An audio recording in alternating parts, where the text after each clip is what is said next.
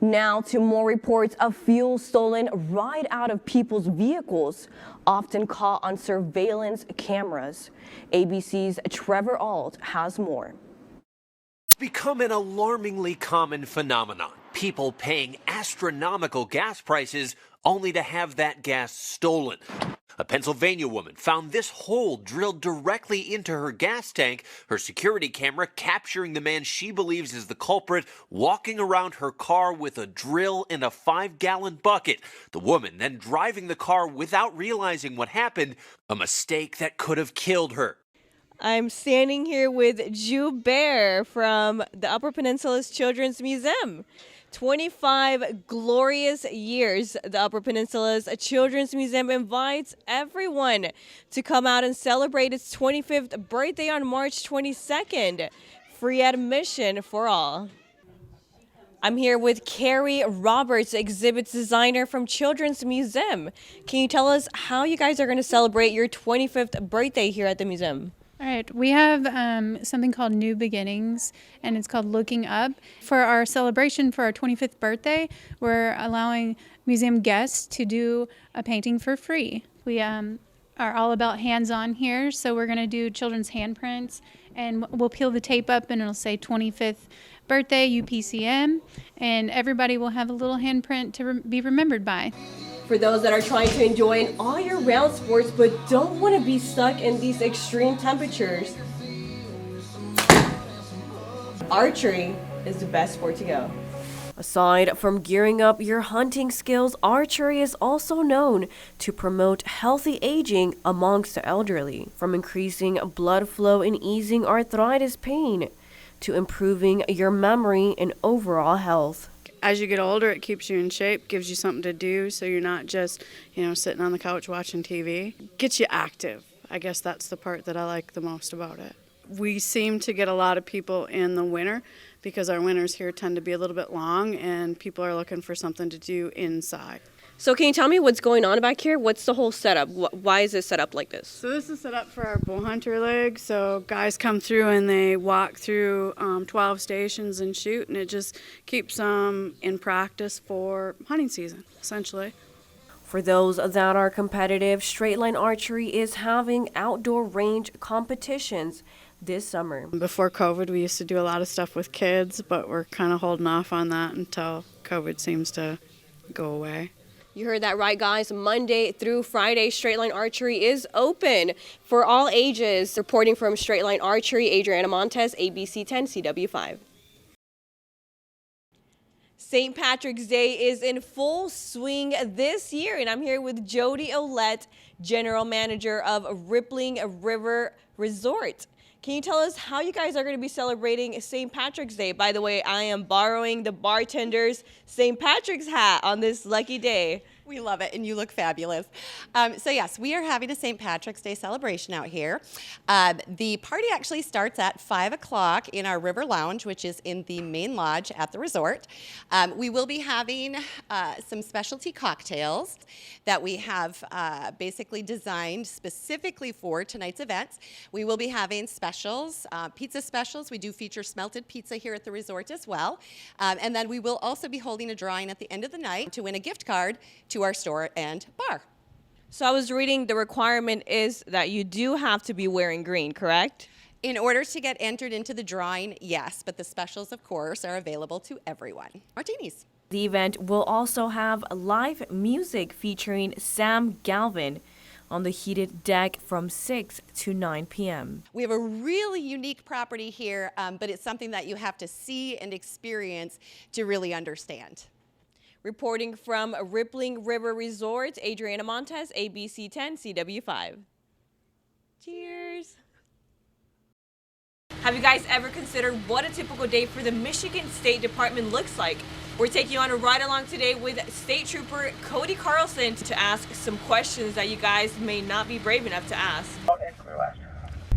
Okay, so we're starting off our ride along with Trooper Cody Carlson. One of our top questions was, do you guys really start off your day with donuts? Yes, I really love donuts, so the first stop of the day is Dunkin' Donuts for some munchkins and a coffee. Tell us a little bit about your laptop that you have right here. All of the State of Michigan, Michigan State Police computers are all equipped with a laptop. This is how we do our dailies to incident reports, civil infraction citations, and crash reports. If you wanted to, you could find some background information on me. Correct. I mean, you're not going to find a whole lot, but just curious. If we conduct a traffic stop, Yeah.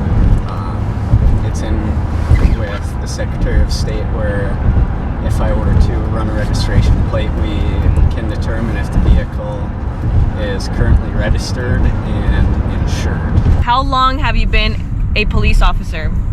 A little over 5.5 years. 5.5 years? What made you want to become a police officer? Honestly, I always admired them and looked up to police officers, and then it wasn't until prior to getting in I actually got recruited from a current trooper.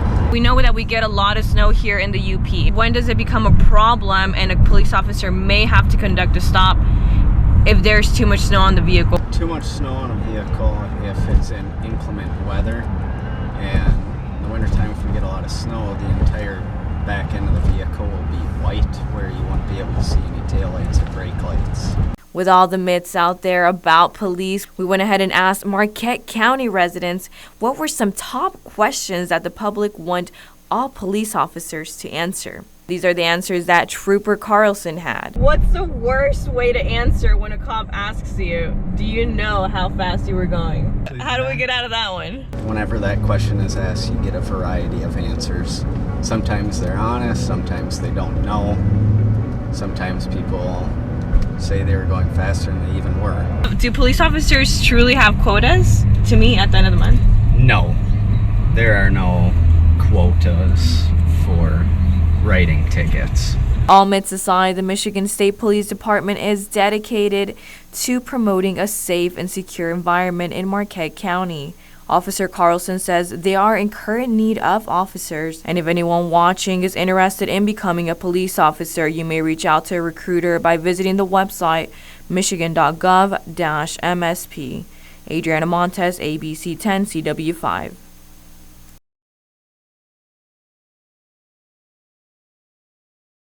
Dementia remains a devastating illness affecting millions throughout the globe. Recent research investigates who is most at risk. With more, here's ABC News' Faith Abubey. Caring for aging loved ones with dementia can be very difficult. Dementia is a disorder hallmarked by memory loss and neurological decline. It occurs mainly in elderly people, and while some medical treatments are available, there remains no cure. In a recent study investigating risk factors for dementia, researchers highlight the importance of health prevention measures in midlife, not later. That's right, and I'm here at Marquette Township Fire Station. You may be asking yourself why I'm dressed up in this firefighter gear, but I'm going on a ride along with Fire Chief Dan Shanahan to discuss some precautions and also some common misconceptions that we have when it comes to fire safety.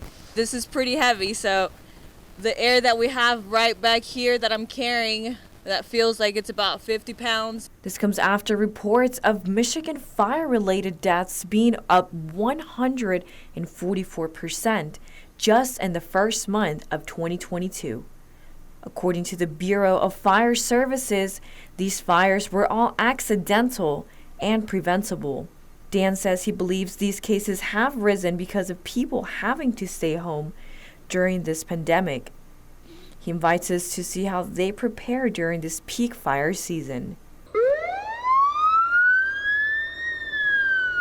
Well, the biggest thing is, I guess we'd like to have everybody please install smoke alarms in all of their bedrooms, outside of each bedroom, on every floor. How often do you suggest people should be changing out their fire smoke detectors from their homes? The smoke detectors should be replaced every 10 years, and they should be monthly checked for the battery, and the battery should be replaced at least annually.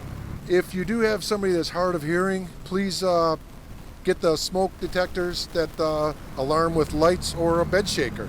Now, there's a question that a lot of people seem to have. What is the difference between black smoke and white smoke? Yeah, white smoke a lot of times can be a good sign, It's telling us that the fire is out, there's water on the fire, where black smoke is generally very toxic and could possibly be ready to flash. You get that dark green black smoke. I noticed that most houses, especially here in Marquette, have chimneys. What can people do so it doesn't turn into a fire hazard? Yes, please burn good dry wood, hardwood, and always annually at least, please inspect your chimney by a professional. If needed, get them clean. Is there any other type of advice you'd like to give people that are viewing right now in terms of being cautious when it comes to fire? Space heaters, they need to be plugged in to an outlet by themselves. Never use an extension cord. Keep all flammables at least 3 feet away, your children and your pets at least 3 feet away. And don't place it on a table, place it on a non-flammable hard surface floor. Dan also reminds homeowners of cooking-related hazards, as unattended cooking is the leading cause of U.S. home cooking fires and associated fatalities.